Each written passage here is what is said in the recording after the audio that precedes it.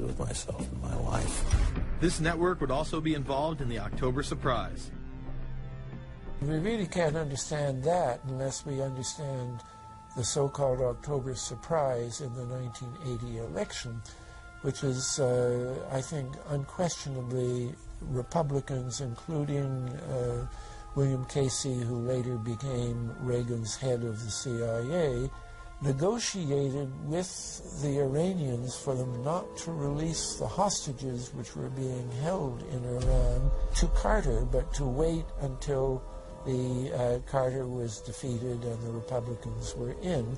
That is what actually happened, that the hostages were only released on the day that Carter left office and Reagan came in. Unbelievably, this same network would even be linked to the BCCI banking scandal by journalist Danny Casolaro. Casolaro was probing a conspiracy he called the Octopus, which involved the Iranian hostage crisis, the Iran-Contra affair, with, believe it or not, all funds channeled through BCCI, the international bank charged with everything from money laundering to fraud. BCCI, it's a shadowy international bank linked to terrorists, drug runners, and dictators. Little was known about BCCI until 6 of its top officers were arrested in Tampa in October of 1988 on charges of laundering drug money for Colombian cocaine bosses. The BCCI men were convicted, and the bank itself pleaded guilty. But for some reason, the bank was allowed to continue to operate all over the world.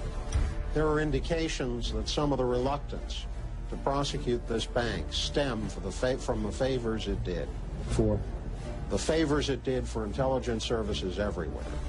Too many secrets of too many countries, too many prominent people, too many hands-on, and that makes it desirable that this entire affair be forgotten. It began to become clear that the global traffic of drugs were funding violent dictators, rigging elections, supporting the arms trade, and enforcing the assassination of anyone who got in the way.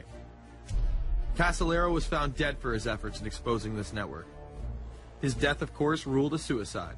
Applies to the Contras.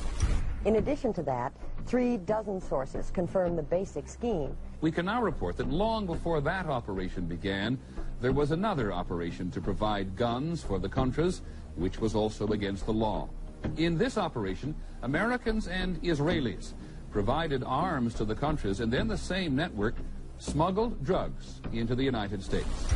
The operation was launched in spring of 1983 at Washington's request, with at least $20 million of Israeli government money later reimbursed, we're told, from U.S. covert operations funds. For about 5 years, people were flying arms into Iran, and most of them came from Israel. The Israelis purchased the weapons from Poland and Czechoslovakia and began shipping them secretly from Yugoslavia to Bolivia and then to Panama.